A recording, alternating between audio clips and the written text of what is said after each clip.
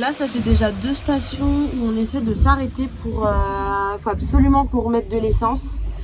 Et il n'y a plus d'électricité parce qu'il y a eu un gros orage cette nuit. Sauf qu'on n'a plus du tout d'essence. Et on n'a plus d'essence et les stations n'ont plus d'électricité, donc ils peuvent pas nous remettre de diesel. Donc là, ça commence à être un peu chaud. On va essayer d'aller voir plus loin, mais il y a vraiment une grosse tempête cette nuit. Bah vas-y, on va essayer de tenter une autre station, mais si plus personne... Tout le village n'a plus d'électricité en fait. Ah, on croise les doigts.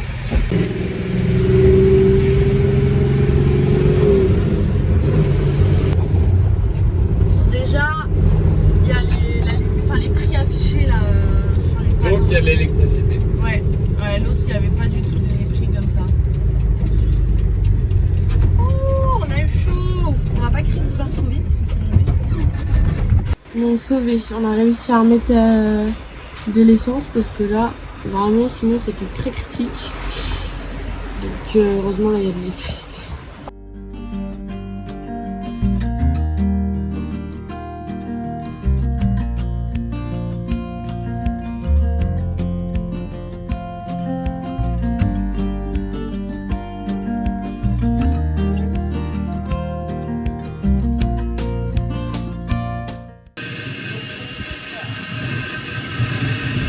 Bah, je suis dégoûté, on va pas passer la frontière tout de suite. Hier on avait des bouteilles dans le congélo qui étaient bloquées. On a voulu les retirer en retirant de la glace et on a fait l'erreur à ne surtout pas faire. Prendre un marteau et un tournevis, donc vous me voyez venir. On a percé un tuyau de gaz dans le frigo et depuis le gaz a fui et le frigo ne fonctionne plus. Donc on ne sait pas trop comment faire. Là on a été chez un réparateur pour essayer de voir s'il peut nous réparer le frigo, reboucher le trou et remettre du gaz, mais c'est pas garanti à 100% la réparation. Donc on va essayer et dans le cas où ça fonctionne pas, on va devoir racheter un frigo, sauf que c'est quand même un frigo assez haut de gamme on va dire. Donc il vaut un petit peu cher, on est sur du 1000 € avec la livraison en Grèce. Donc c'est un imprévu qui fait très mal, très mal. Donc on croise les doigts vraiment pour que le monsieur puisse nous le réparer, mais il garantit la réparation qu'à 50%, donc ça veut dire qu'il y a 50% de chances que ça fonctionne pas. Voilà, les galères du voyage qui continuent. En même temps, quand on n'a pas de cerveau. Là il vient de poncer l'intérieur. Pour pouvoir y mettre de la colle, il me semble. Il est en train d'appliquer une espèce de colle pâte sur le trou pour essayer de colmater le trou.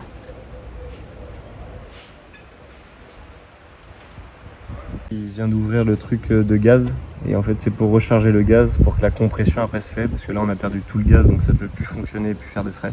Et ça passe par là. Et ça passe par là pour le recharger. Là du coup il est en train de faire le pompement de gaz avec une machine. Donc en fait tout à l'heure ce qu'il faisait c'était voir s'il y avait une fuite d'air avec son compresseur et là il a ajouté une petite bouteille de gaz donc à mon avis pour recharger le compresseur. On vient d'avoir le verdict pour aujourd'hui, donc il y a de l'humidité dans le circuit, donc il nous a demandé de le laisser pour la journée. Il va voir s'il peut faire quelque chose, s'il peut aspirer toute l'humidité à l'intérieur du circuit de gaz, mais pour le moment le frigo n'est plus fonctionnel donc on revient ici demain pour voir. On vient de retourner chez le monsieur pour récupérer le frigo. Bon, ça a l'air... Vous allez le brancher pour voir. Ouais. Ça a l'air d'être bon. Ça a l'air d'être bon. Oh là là là là. Sauver le frigo. J'ose pas trop, j'attends qu'il soit rebranché et tout, d'être sûr.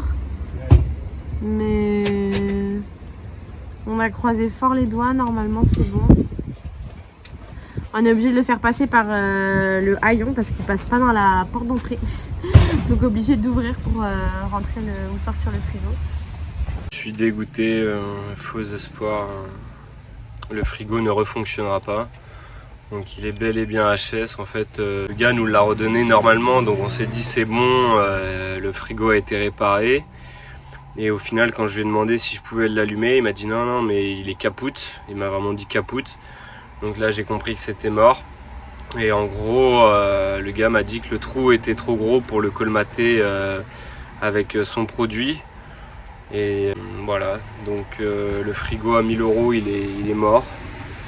Donc c'est un énorme coup dur pour nous parce que c'était encore une fois pas prévu dans le budget et ça va être des dépenses encore supplémentaires. Donc c'est compliqué en ce moment entre le drone et le frigo là. Le voyage est pas forcément très facile, c'est pas très encourageant, mais bon. On va aller de l'avant, on va voir les meilleures solutions qu'on a. On essaye de voir si on peut pas changer juste le fraiseur. On a essayé de contacter la marque et puis on verra les réponses qu'on a. Mais pour le moment, ça retarde le départ en Turquie parce que on veut pas partir en Turquie tant qu'on n'a pas de nouveau frigo, quoi.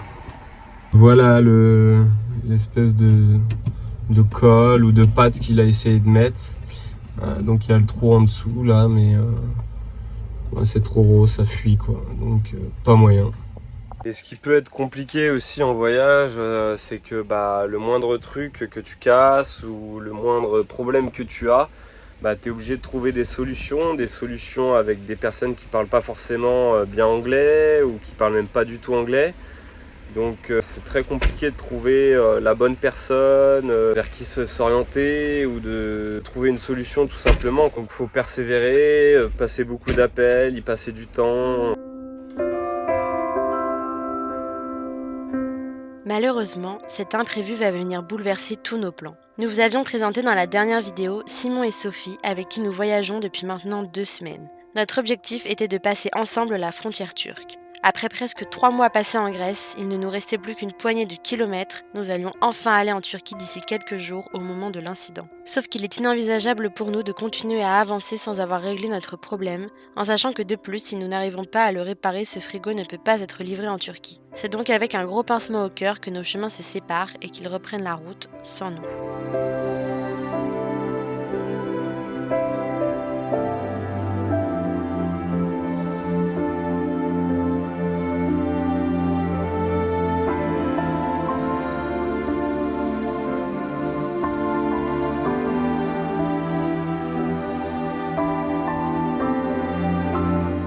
Nous voilà quelques jours après le passage que vous avez vu juste avant où on est allé voir le réparateur et où Gaël explique que malheureusement la réparation n'est pas bonne et ne fonctionnera pas. Depuis ces quelques jours, on essaie de remuer ciel et terre pour trouver une solution, pour éviter d'avoir à racheter un nouveau frigo et de trouver une solution pour le réparer. Donc nous avons contacté la marque, directement la marque du frigo en Italie, donc Indulby, qui nous a renvoyé sur possiblement des gens qui pourraient nous changer ce qu'ils appellent l'évaporateur, ce que nous on appelle le freezer, mais qui est en fait l'évaporateur, et qui régule tout le circuit de gaz du frigo. Et donc apparemment ça pourrait être changé. Ça peut pas être réparé, mais ça peut être changé. Il faut changer la pièce. Donc il nous a envoyé le contact de quelqu'un qui pourrait nous faire donc à Thessalonique.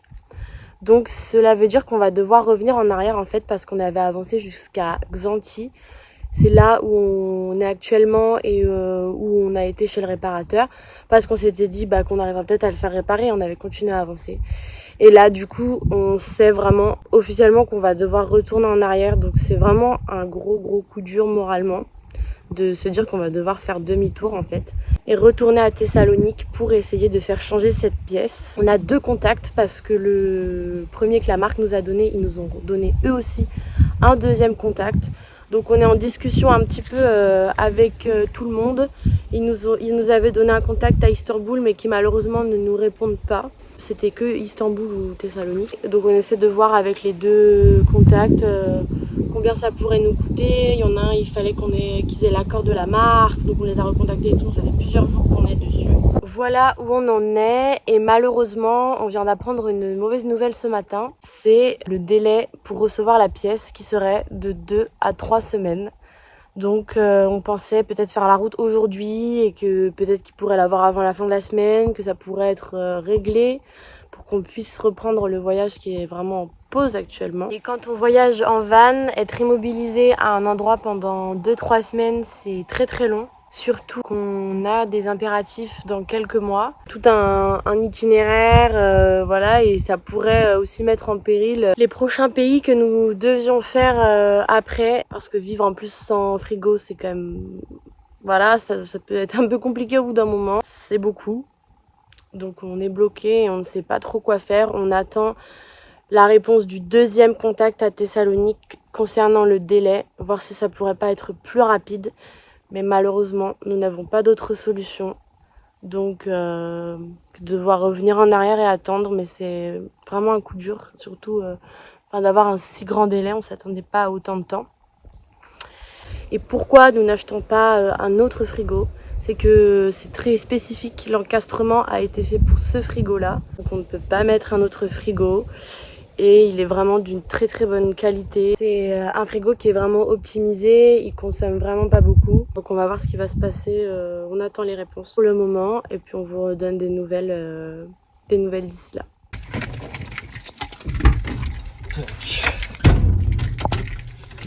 Bon allez, go à Thessalonique, on dépose le frigo pour que le mec puisse commander la pièce et après on en a pour 2-3 semaines de livraison hors réparation. Allez, en route. On en a pour combien? On en a pour 4-5 heures je dirais. 4-5 heures, ouais.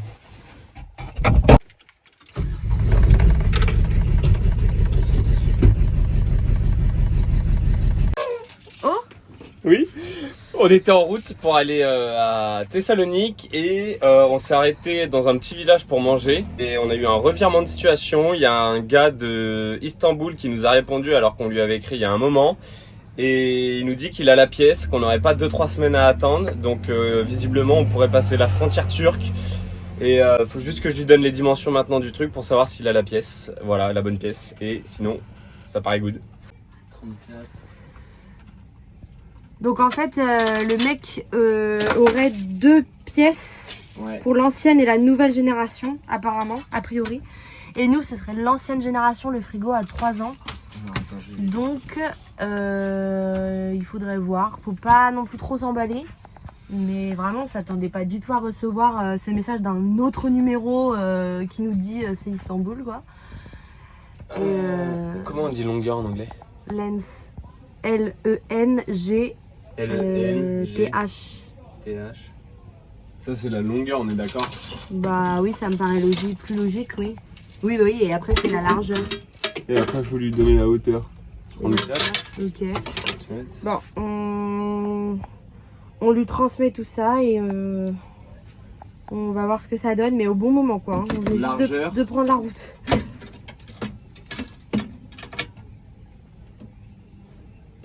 Largeur 21.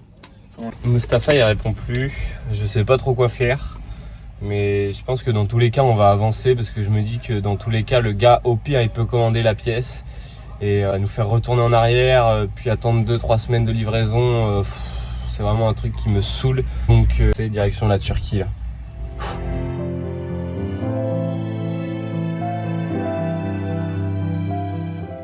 En se rendant vers la Turquie, c'est un paysage de désarroi et de tristesse qui se dessine devant nos yeux. Stigmate des tragiques incendies qui ont ravagé le pays et en particulier cette région plus récemment.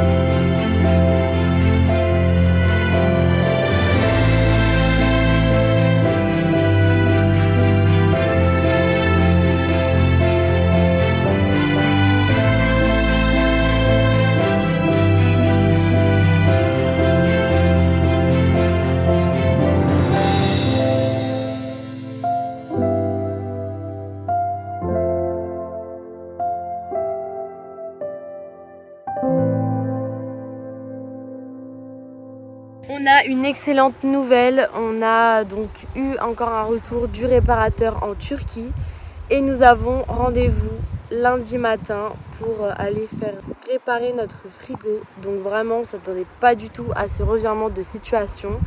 Au final on aura perdu environ 1 semaine sur le temps où on aurait dû rentrer en Turquie, mais ça aurait pu être bien pire, on aurait pu perdre 1 mois.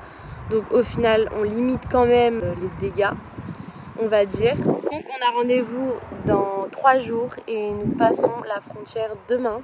Ça y est, enfin on passe la frontière turque. Tout est bien qui finit bien. Nous devons être dans 3 jours à Istanbul. Donc normalement ça devrait le faire. Et après on verra si on reprend notre itinéraire initial, où on passait par le sud du pays, ou si on continue plus par le nord, on va voir ce qu'on fait. Et en plus, l'autre excellente nouvelle, c'est quand même la différence de prix avec la Grèce. Ça devrait donc nous coûter beaucoup moins cher en Turquie.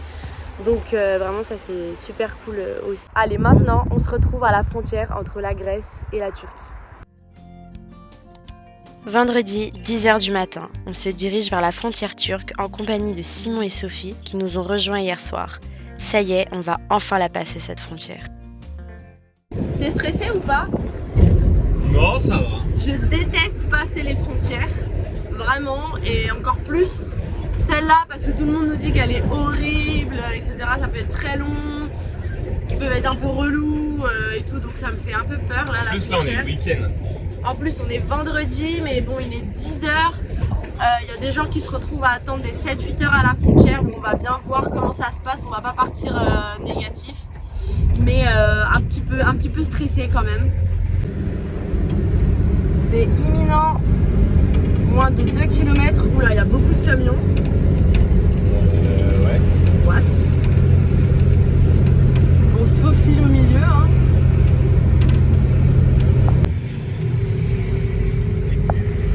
Exit to Turkey. Faut aller à droite pour camping-car et nous on va dans la voie des voitures. Ça démarre bien déjà. Non mais c'est bon. Oh là là. Il n'y a pas l'air d'avoir grand monde à part des camions. La file des voitures est complètement vide. Et à part quelques camions, franchement là il n'y a personne. Je m'attendais vraiment à avoir beaucoup plus de monde. Donc en espérant, il y a moyen que ça aille vite. Vu que la file des poids lourds a l'air d'être un peu à l'arrêt, on va tenter d'aller dans la file des voitures parce que on n'est pas non plus un poids lourd. Et la file des voitures ça roule tout seul alors que les poids lourds c'est à l'arrêt. Donc on va tenter, hein, au pire on repartira en marche arrière.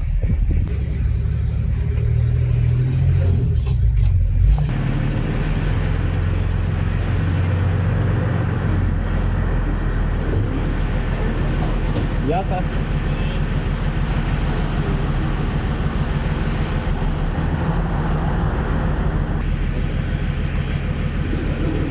Ah, c'est la dernière fois que Caristo, Yassas. C'est la dernière fois que tu dis Caristo. On peut voir les drapeaux turcs là-bas. Turquie en approche. Oh la vache, regarde. Des gros fusils d'assaut.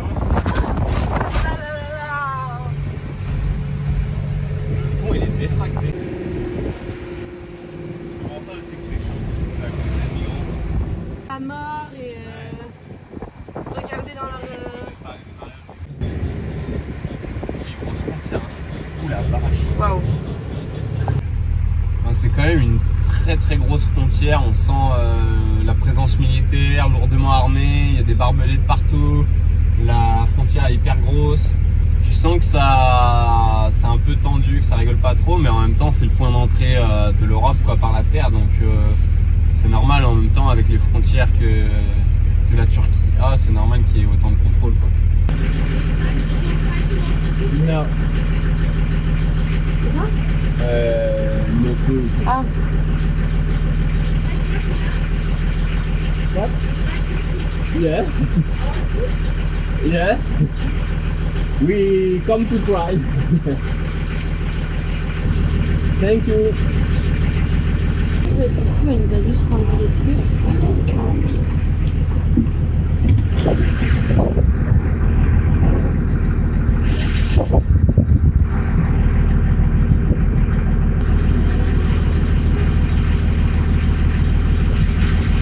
Thank you.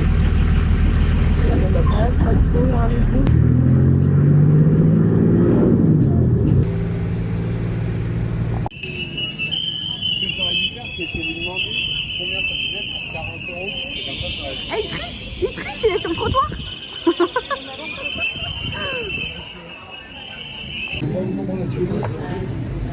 Ouh là là là là, ça a l'air délicieux. Enfin, on va goûter la nourriture turque. On avait tellement hâte. On va goûter le kunefe. Une sorte de gâteau au fromage. Ça a l'air hyper bon. Vas-y. Non, arrête. Non, mange. Mais... Oula, ça a l'air très fromagé. Oh, ça a l'air trop bon. Alors, on dirait une sorte de crème brûlée au fromage. Non? Je trouve que ça a l'air bon. Hein. C'est spécial. Bof. À ton tour. Ouais, c'est un peu spécial. Hein. Ah ouais? Je suis pas très fan. J'étais hyper excitée de goûter. Alors, c'est chaud? C'est spécial. Ouais, je m'attendais pas à ça. C'est sucré. C'est sucré avec du fromage. C'est bon. C'est bon, mais c'est très surprenant. Pourquoi Est-ce pas? que Sophie, tu veux goûter? Allez, on veut aussi ta réaction, Sophie. Vas-y. Moi, ça m'inspire pas des masses confiance. Hein. Ah, c'est original. Peut-être qu'on peut s'y habituer. Hein. En fait, c'est que ça surprend. Ouais. T'es pas prête? Je m'attendais pas du tout au goût sucré. C'est du fromage avec du sucré. Mais en soi, le goût, Alors il est pas mauvais. Hein. C'est pas mauvais, c'est pas bon, c'est dur. Spécial. c'est un truc qu'on n'a pas l'habitude de manger. Quoi. Neutre, ouais, voilà, c'est juste. C'est Je pense neutre. qu'on peut s'y habituer. Allez, maintenant, objectif Istanbul. Mission y être dans 2 jours.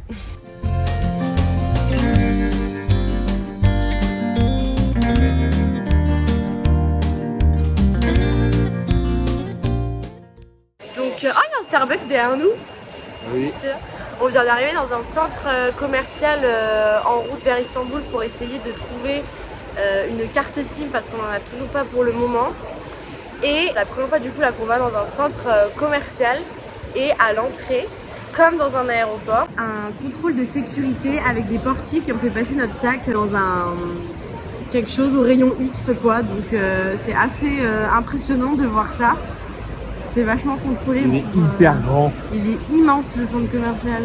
Waouh, il est beau. Et c'est fou d'avoir ça à l'entrée d'un centre commercial, ça fait trop bizarre. Mais du coup voilà, c'est la petite originalité de la journée.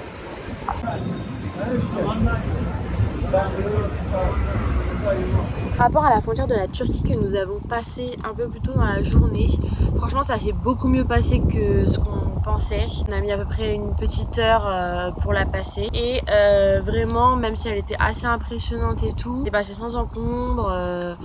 Ils nous ont demandé donc passeport, papier du véhicule plus l'assurance. Ensuite tous les gens du véhicule doivent sortir et vont se faire prendre en photo. Il y a des rayons X mais ils n'ont pas l'air de faire passer beaucoup de gens. La plupart des voitures ne passaient pas au rayon X, il n'y a qu'une seule voiture qui était en train d'y passer. Voilà au niveau de la frontière. Après on a été donc faire le plein d'essence. Donc l'essence qui est aux alentours de... Enfin le diesel de 1,20, 1,30. C'est quasiment le même prix partout mais des fois ça peut être un petit peu moins cher. Enfin, c'est ce qu'on a remarqué pour le moment. Et pour finir, on a été prendre notre carte SIM chez Turkcell et nous avons payé l'équivalent de 46 €, 1200 livres turcs, pour 3 mois pour 200 gigas. On a été vraiment voir beaucoup de boutiques pour la carte SIM et Turkcell c'est vraiment le plus rentable, plus que Vodafone ou Turk Telecom. Donc on recommande vraiment d'aller chez Turkcell. La monnaie en Turquie c'est la livre turque. Et pour la durée du séjour en Turquie, donc c'est une période de 90 jours étendue sur 180 jours, pas forcément consécutifs, sans visa, en espérant que ça pourra en aider certains pour leur futur voyage en Turquie. C'est le jour J. On va faire réparer le frigo aujourd'hui à Istanbul. C'est parti, mon kiki. Enfin ouais, enfin, parce que c'est très long sans frigo et très pénible pour les repas. On mange nos doigts quoi. On mange nos doigts, voilà.